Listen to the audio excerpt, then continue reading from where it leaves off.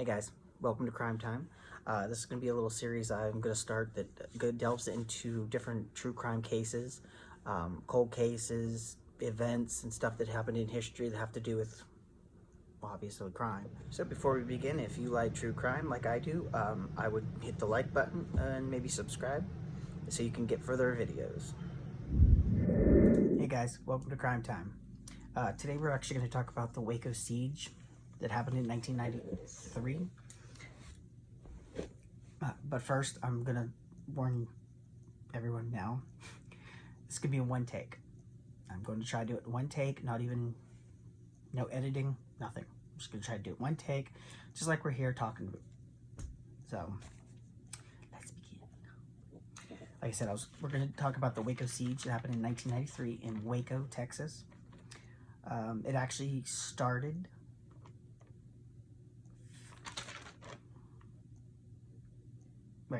It started in on February 28th, 1993, and it ended in April 19th, 1993. It lasted 51 days. Initially, the first day like I said, one take.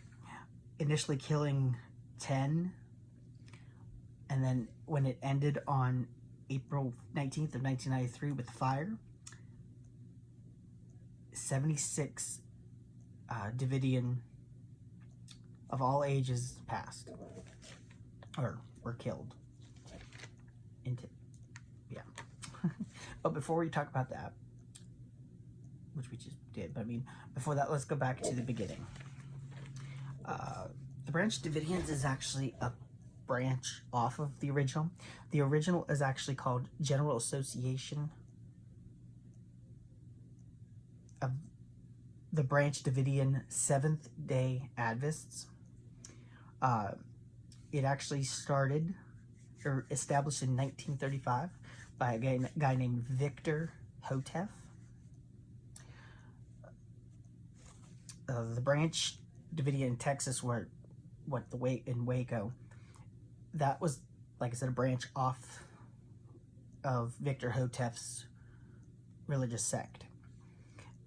But the Benjamin Roden in 1955 established or founded the new, like a branch of it, and it's called the Branch Davidians. He called them the Branch Davidians.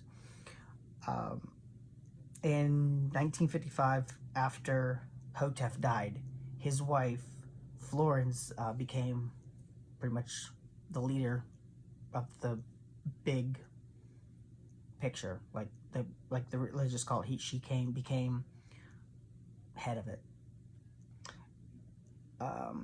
In 1957, she sold the property, which they called Mount Carmel. After she sold it, she purchased more land, which was a lot bigger. She pretty much upgraded, if you think about it. But now that's what is today. Mount Carmel is on the outskirts of Waco. So, which I actually live like 20 minutes from the place, which I did get to see the Branch Davidian complex, their compound. We'll have a video at the end of this video of what it looks like today, and a little bit of like pictures and stuff that I took, and of course bloopers.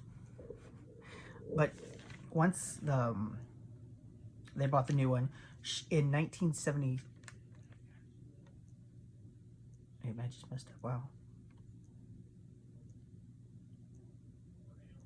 Okay. After the belief, there was his wife, that was now head, had a belief that the world was going to end, and it was supposed to happen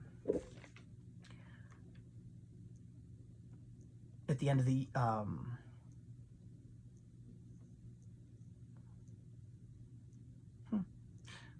that was just, see what I mean? One take, mess ups. Yeah, I probably confused many of you. But hopefully you understood what I meant. She sold it or she pretty much she didn't sell it. She dissolved the big religious cult, or cult, pretty much what it is. The religious sect. She dissolved the main one, and the only thing was left was the Branch Davidians. In 1957, she sold. No, after, sorry, I did it again. After they bought it, and she dissolved and made it disappear. She didn't want to do it no more. Roden pretty much took over. Like, he took over the branch, and the Branch Davidians became Waco's compound, and it was run by Roden. And then upon the death of Roden in 1978, Roden's wife became the head of it, or what they call it, the branch prophet. Then in 1984, a young man named Vernon Howell, which he will later be known as David Koresh, came to Mount Carmel and studied biblical prophecy by Lewis Roden, which was the head of the branch at this time. And by 1954 or 84, most of the Branch Davidians shifted their allegiance to David Koresh.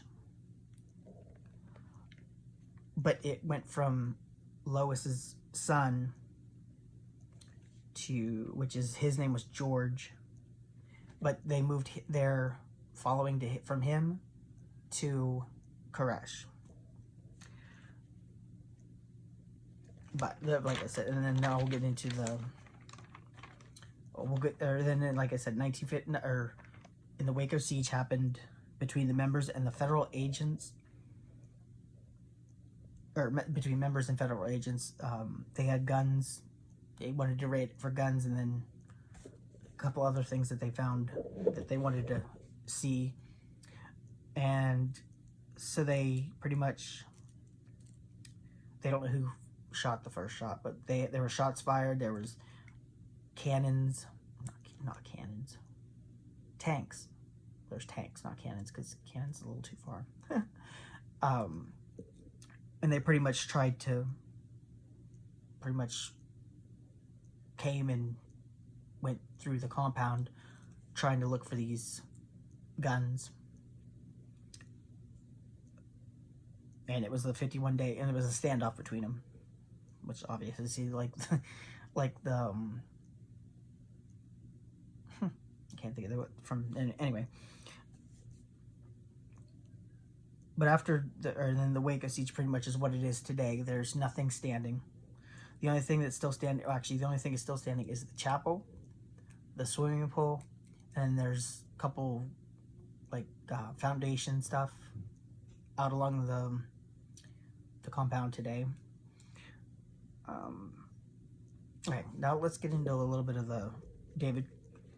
about Koresh, like his bringing up, and see how you'll see how it messed up. It wasn't right in the head. Before he became David Koresh, he was Vernon Wayne. He was born Vernon Wayne Howell on August 17th, 1959, in Houston, Texas, to Bonnie Sue Clark, who was 14 years old at the time. Yeah, that would be really messed up. Growing up, he described his childhood as lonely due to his poor learning skills and dyslexia. He was put in special educational classes, or education classes, the nickname Vernie by his fellow students. In 1981, Howell moved to Waco, Texas, where he joined the Branch Davidians. He played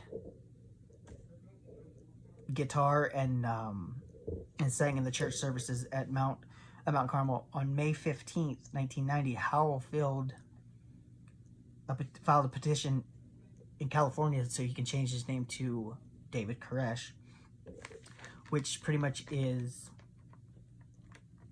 he did it for publicity, and business purposes.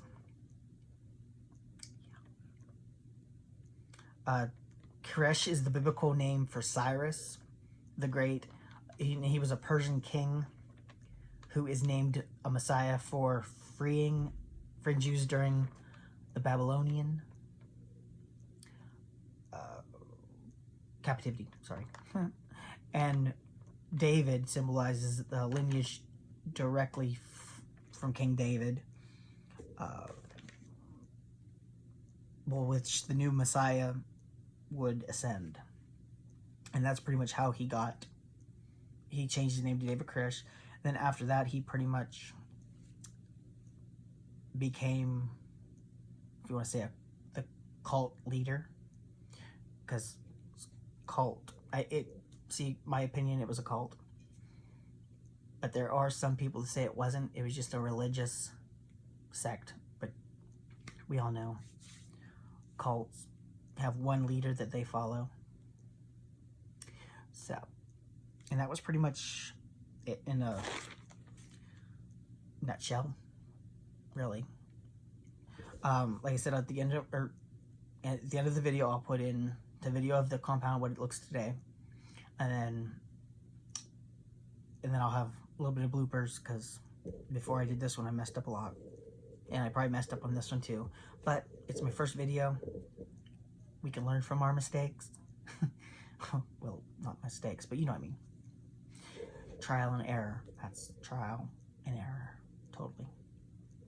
Anyway, if you like the video, hit the thumbs up and share. Subscribe. That's, if you like true crime like I do, subscribe. Because hopefully this is not my last video. And then if you have any things you want to learn, want me to talk about, put them in the comments below, and I could maybe make it into a future video. So that was Crime Time, and I hope you have a great day. Let's not do that one. I hope you have a fabulous day, and I'll see you next time.